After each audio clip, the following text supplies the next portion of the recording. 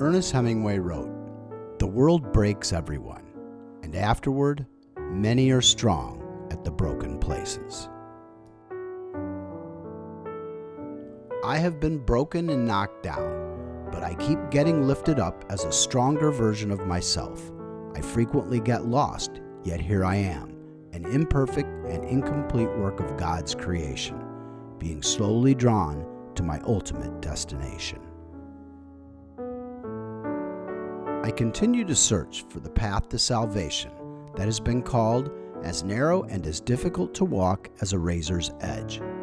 I'm not even sure I know what it looks like, but I continue to search.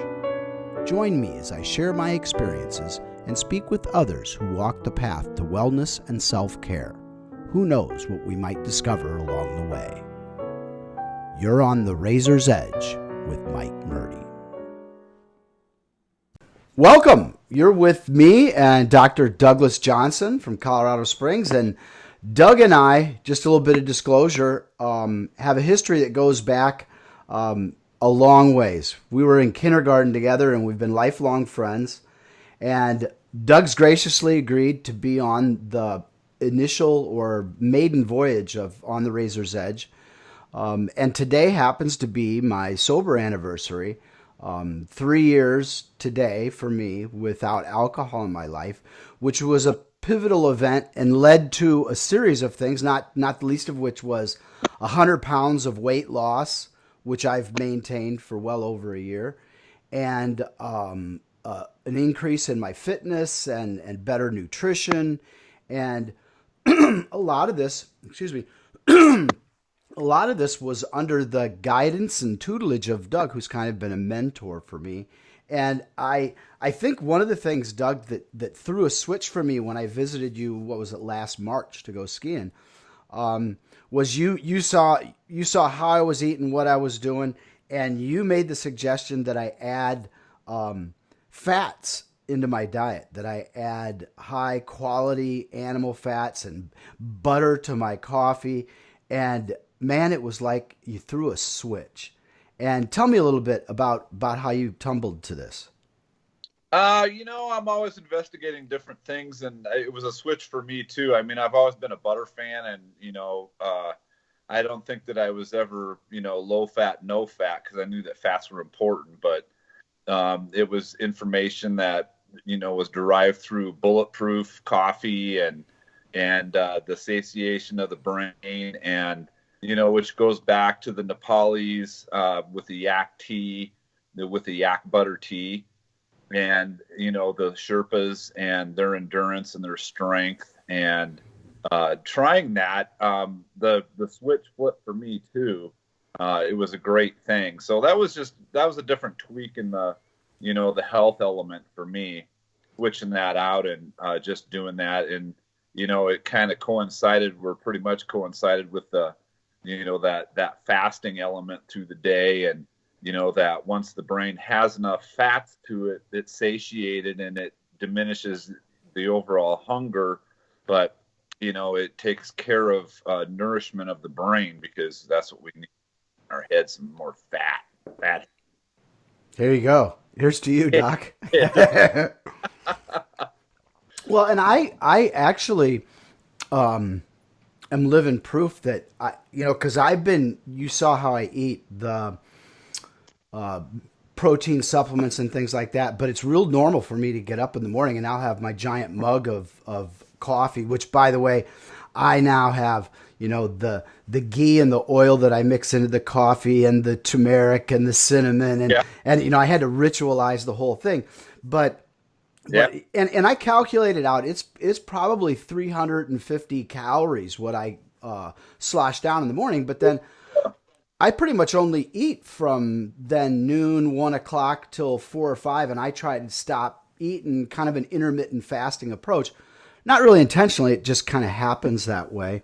But you turned me on to some other things about nutrition, I think, though, too, because you inspired me with your gardening and your farming interests and fresh, clean food. And tell us a little bit about your take on that and how you feel about nutrition and eating. Well, it's always been a goal as a chiropractor too to blend in healthy nutritional foods, obviously. And for me, I always had an idea that I'd like to grow food and bring it into the office, or have a Saturday, or on Saturdays we would have a farmers market, at the office, and everybody bring in fresh, healthy foods, which, everybody knows that that's a good thing. What I feel is that the healthier and the fresher that food is the more energy that it's bringing to us, so that our body's going to be able to utilize that better. And I think that reflects on the flavor of foods. And I think that reflects on the actual usage of the body with those particular foods too.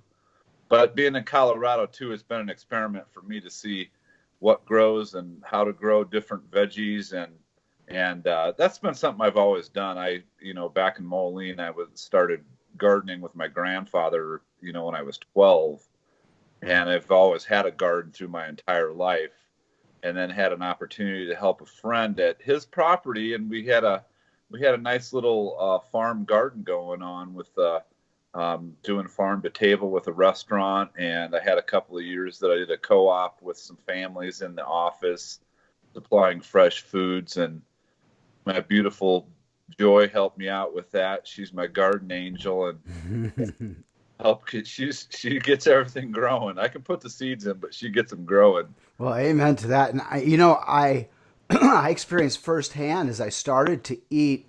Well, first off, I suppose I should give by way of background. The 100 pounds that I lost, probably the first 40 pounds, I did using Better MD products, which is full disclosure, a company I'm a partner in, and it's a medical meal replacement, shakes and entrees and things, and this is something that's prevalent in the medical weight loss.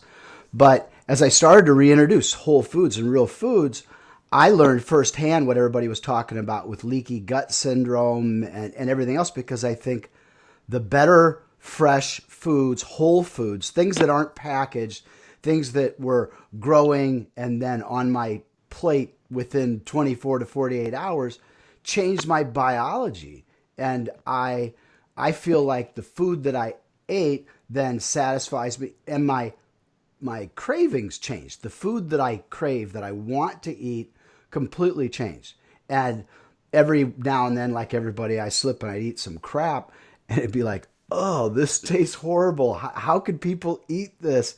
And it completely changed for me, And I know that you experienced that firsthand, but I think what a lot of people need to know about or hear about is the the difficulty of getting good fresh food. How do you suggest to your patients and the people that you come in contact, how do they feed themselves without? Because I know there's probably a misconception that, oh, I can't afford to eat good, fresh, healthy food because it costs too much, or I can't shop every day.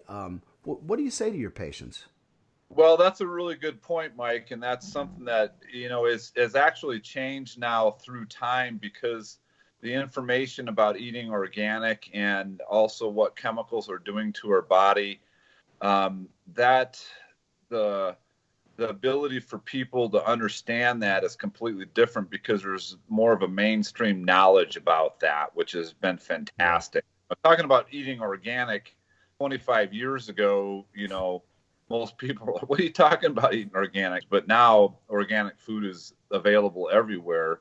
And they're understanding more and more that, the health of our bodies are related directly to the food that we're putting into it, which should have been obvious. But, the commercial manufacturing and just the commercial growing practices, some of that went missing. And there's a resurge now on how that all goes, because back in the day, that was sustaining a family, the garden in the back of the backyard, or even larger than that out on the farm, and that was subsistence for eating through the summer, and then fall came into canning time, and then that led into the fermentation process being introduced through the body, and which is good for our gut.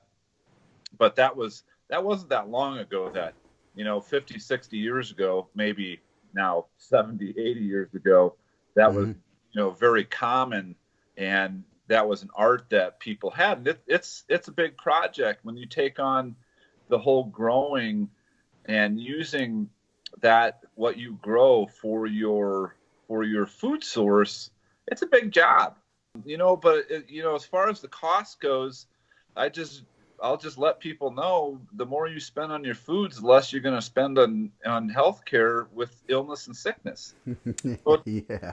so it's a direct relationship, and that's, anything that you want to put in. Yeah, it takes time, but my feel is that when we get up each day, we've got a responsibility. The good Lord gave us another day to go about taking responsibility of ourselves, and it's up to us to make those good choices. Mae West may have said it best when she said, if I'd have taken better care of myself if I knew I lived this long. Right. Yeah. And that's really part of my song because I want to put together this show and broadcast this out, not just to my friends, but to anybody who's interested to know that it's never too late No. because starting today, if you decide I want to put better food into me, because believe me, you are what you eat, and you can start. Man, I look back and I think I wish I'd have listened to my friend Doug and taken better care of my back, because so much of everything that I suffer from is a result of bad habits and little things that could be corrected along the way with your weekly visit to your chiropractor that I let build up for decades that are now, like problems you just live with. Um, could you speak a little bit about that, about spinal care and being good to yourself? And what I started after last March's visit to you, I start seeing my chiropractor every other week, and on the week I don't see him, I go to my massage therapist, and it's paying huge dividends. And my regret is just that I didn't start this 50 years ago. Well, and that's common, Mike. And you're right. The more regular you can be with your care, the better things are going to work out. But the I think the big separation of most people understanding that is it's more, and I can say across the board, is mainly people's level of pain that's going to be motivating. Although that is changing, and I'm seeing a lot more younger people coming in for regular care and understanding the importance of that, and getting the whole, that's, it feels good. And 32 years in chiropractic, and through time just being enthusiastic about what chiropractic is and what chiropractic means to me, it's about how the nervous system is so integral in making sure that the function of the body is optimal, and that it's similar. It's another part of it's part of the portfolio of health. We're talking about eating healthy, and then now we're talking about actual cell health through the nervous system. So when we're talking about the spine, and we take that part out about, well, I get headaches, I got sciatica, I got back pain, I got you know that's when the spine is getting into crisis, and that's a call to action for a lot of people. And that's when, unfortunately, that's when people are, will start care. And when we really investigate what's going on with the spine, the high majority of the time, it is a chronic problem that just finally got to the point of failure, and it was not able to adapt anymore. And then, it just gets into that, the symptom mode, and that's where people are going to take action or not.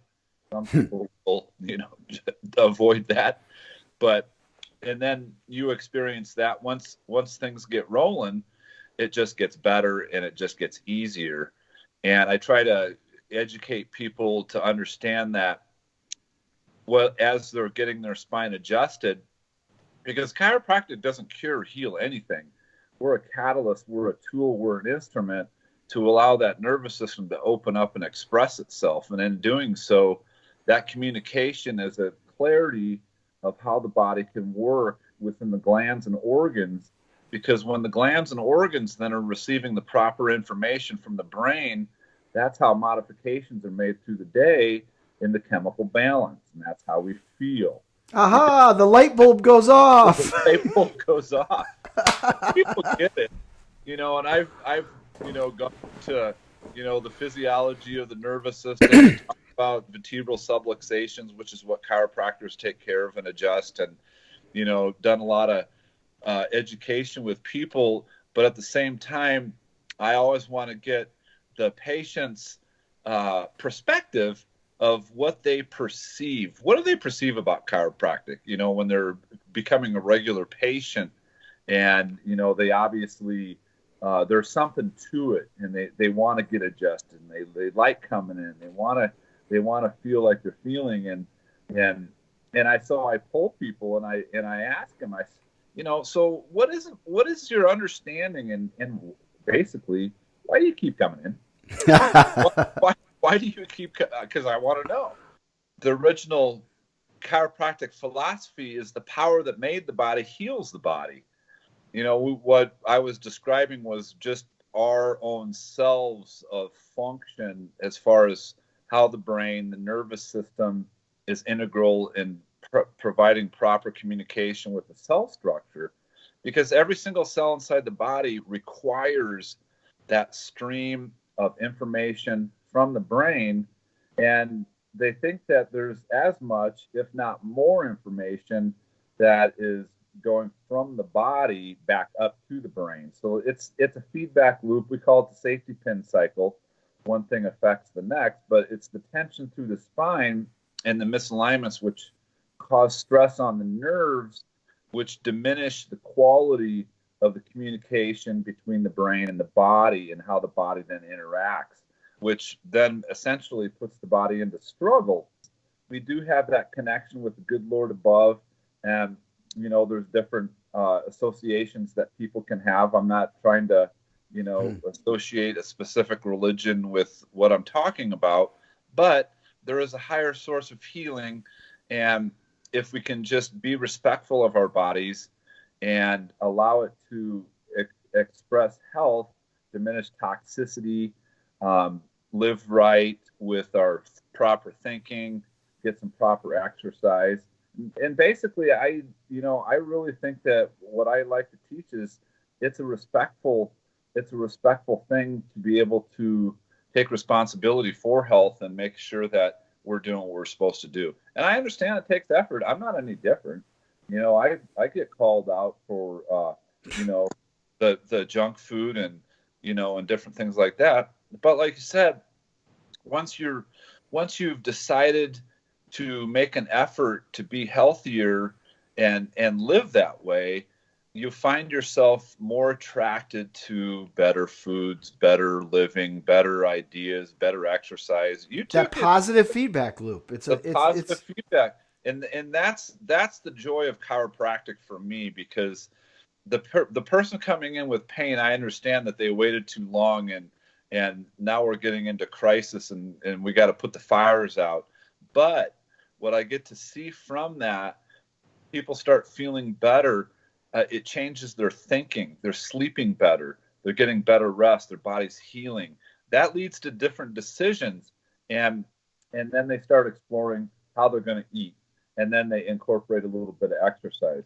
Because what I like to remind people is you came in with a body that you've created for the last 10, 15 years, if not actually through your entire life. Mm-hmm. And at the point that we're going to get started here, we've changed the direction. I had a college kid come in with his parents and get adjusted, and he just had a rocking adjustment. He'd never been adjusted before, and he stood up and he said, "Wow, I can't believe how this feels," because he felt the nervous system energy turning on inside the body, and he felt that feeling when you get adjusted. Hallelujah! Hallelujah! And he said, "How long will this last?" And you know what I told him? I said, "It's going to last you for the rest of your life."